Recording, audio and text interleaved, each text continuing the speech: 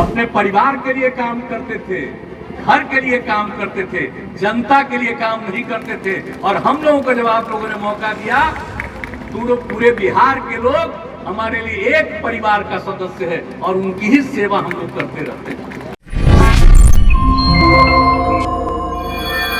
नमस्कार, आप देख रहे हैं द इंडिया टॉप। मैं हूं आदेशपुरी। मुख्यमंत्री नीतीश कुमार बिहार में 2 जगह के उपचुनाव में कुशेश्वर स्थान पहुंचे और उन्होंने चुनावी जो प्रचार का है उसका कार्यक्रम शुरू कर दिया। आपको बता दें कि चुनाव का प्रचार करते हुए उन्होंने अमन हजारी, जो कि जदयू के उम्मीदवार हैं, उनके पक्ष में लोगों को वोट करने की अपील की। इसके साथ ही साथ उन्होंने ये कहा कि अमन हजारी के माता पिता दोनों गुजर गए हैं। पिता इससे पहले विधायक थे शशिभूषण हजारी, लगातार जो है वो 3 टर्म रहे थे। इसके साथ ही साथ उन्होंने राजद पर भी हमला किया और ये कहा कि 15 साल उन्हें भी मौका मिला था, लेकिन उन्होंने कोई विकास नहीं किया। 15 सालों में जदयू और बीजेपी यानी कि एनडीए ने यहाँ पर बहुत सारा पूरे बिहार में विकास किया है, तो वोट डालने से पहले इस चीज़ को ज़रूर सोचें। तो चलिए सुनते हैं नीतीश कुमार ने जनसभा को संबोधित करते हुए क्या कहा। आज के चुनावी सभा में आप सब लोगों की उपस्थिति के लिए मैं धन्यवाद देता हूं आपको, और इस कार्यक्रम में शामिल होने के लिए मैं आप सबका अभिनंदन करता हूं। हमारे सभी साथियों ने बहुत सारी बातों की चर्चा कर दी है और आप अच्छी तरह जानते हैं कि जब से आप लोगों ने, बिहार के लोगों ने हम लोगों को काम करने का मौका दिया, एनडीए की सरकार बनी 2005 में, और तब से लेकर अब तक जो काम करने का अवसर मिला है, हम लोगों ने लोगों की सेवा की है। आप जरा इस बात को भूलिएगा नहीं। पुराने लोगों को तो अच्छी तरह याद है, जब हम लोग आए थे उसके पहले दिन लोगों को 15 साल का मौका मिला था पति पत्नी राज में, और उस जमाने में क्या हुआ था किसी इलाके का। आजकल कोई स्टेटमेंट अब अखबार में बयान देते हैं, जरा उनसे पूछ लीजिए कि पहले क्या था, और अगर पहले जो था उससे आज की तुलना करिएगा तो कितना काम आगे बढ़ा।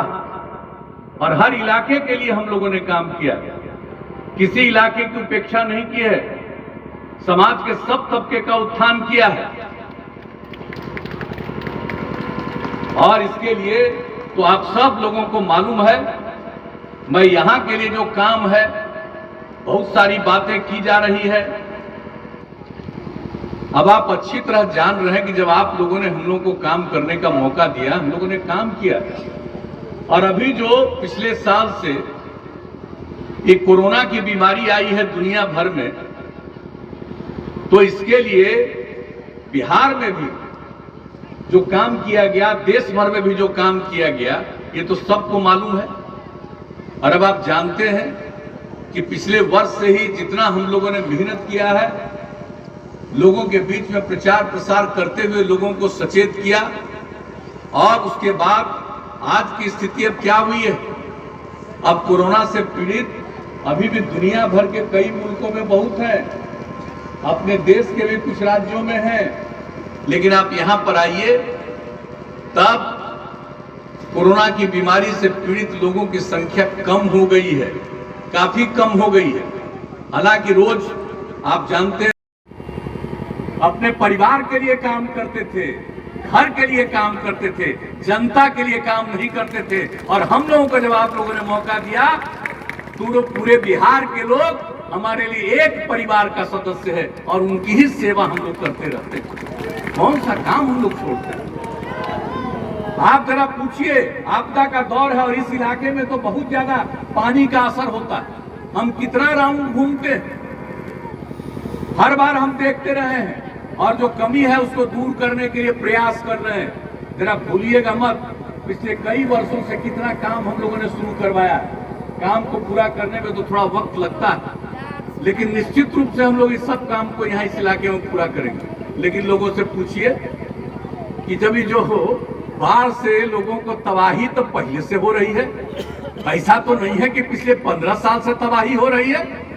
जरा पूछिए कि पहले बाढ़ से तबाही होती थी तो आप क्या करते थे, पूछना चाहिए इन लोगों को।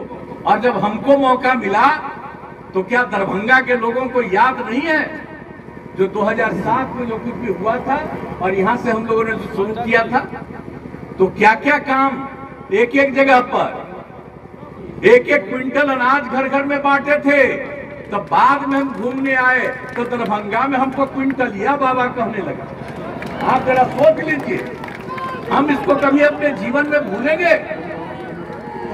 तो हम जब काम करते हैं तो आप सब लोगों को मालूम है, तो आपको तो हम खाली याद करा देना चाहते हैं। और नई पीढ़ी को, पुराने लोगों को तो मालूम है, नई पीढ़ी के लोगों को भी ठीक ढंग से याद करा देना चाहिए कि पहले कुछ नहीं होता था और हम लोगों को जब मौका मिला है तो हम सब लोगों की सेवा करते हैं और खिदमत करते हैं। तो एक एक तरह से, और आप जानते हैं उसके बाद तो 7 के बाद हमने कर दिया, जो भी पीड़ित परिवार है वो सबको 6,000 रुपया, सिर्फ इसके लिए, अनाज के लिए नहीं बल्कि कपड़ा और बर्तन के लिए 6,000 रुपया प्रति परिवार ग्रेचुटस रिलीफ उसका नाम दिया इस मद में। और हर प्रकार का काम सब तरह से शुरू करते हुए, और जो फसल की क्षति होती है लोगों की, उन सब लोगों के लिए पूरा सर्वेक्षण करके उसको मदद करते हैं। इस बार भी मदद करेंगे।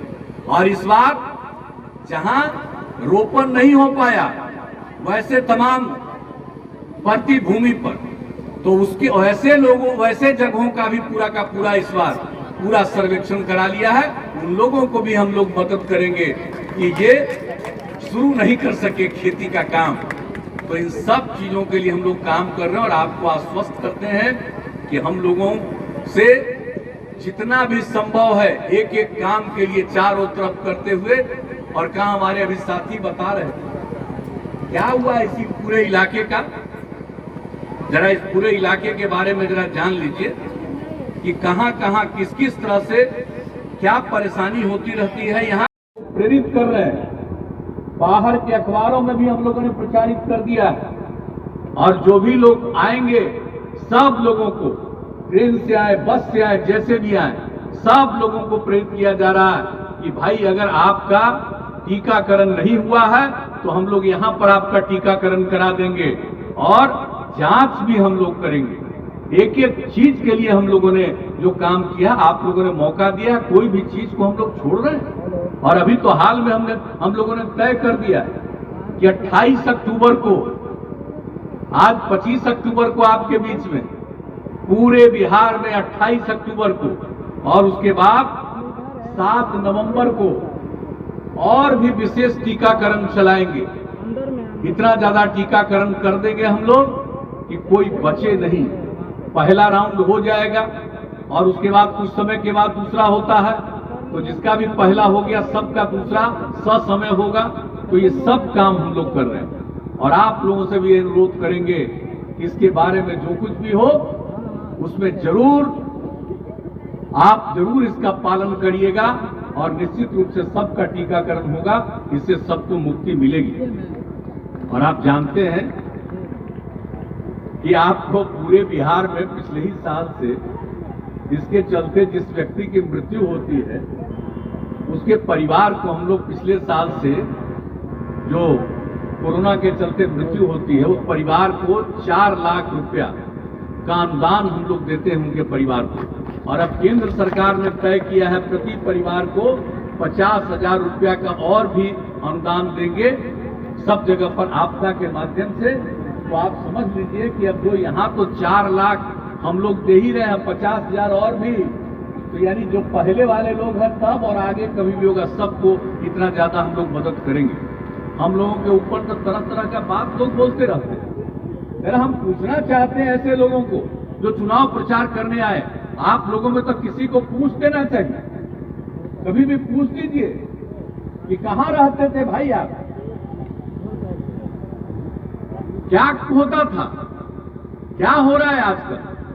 सरकार की तरफ से जितना काम और एक एक चीज पर ध्यान दिया जाए। तो जैसा कि आपने कहा सुना कि नीतीश कुमार ने अपने 15 साल के कार्यकाल को जनता के सामने रखा और ये बताया कि पहले कैसी स्थिति थी बिहार में और पिछले 15-16 सालों में कितना बदलाव हुआ है। और यही उनका जोर है कि आप वोटिंग करने से पहले जो भी लोग पुराने हैं, जो उससे पहले के दौर को देखे हुए हैं, वो ज़रूर याद करें और उन सभी कसौटियों पर कसते हुए तभी वोटिंग करें। क्योंकि नीतीश कुमार का हमेशा जोर रहता है कि उनका जो 15 साल का कार्यकाल था उसमें बिहार के सभी क्षेत्रों में, सभी चीज़ों में जो है डेवलपमेंट किया गया और काफ़ी सुधार किया गया है। और वही आपको बताएं कि उन्होंने तेजस्वी यादव पर भी इनडायरेक्टली कमेंट किया। उन्होंने कहा कि अखबार में क्या क्या बोलते हैं, लेकिन सभी लोग को पता है, जो लोग पुराने हैं उन्हें पता है कि 2005 से पहले की स्थिति क्या थी और जब उनके माता पिता को मौका मिला था तो उन्होंने किस तरह उसे गंवा दिया और कुछ नहीं किया जनता के लिए।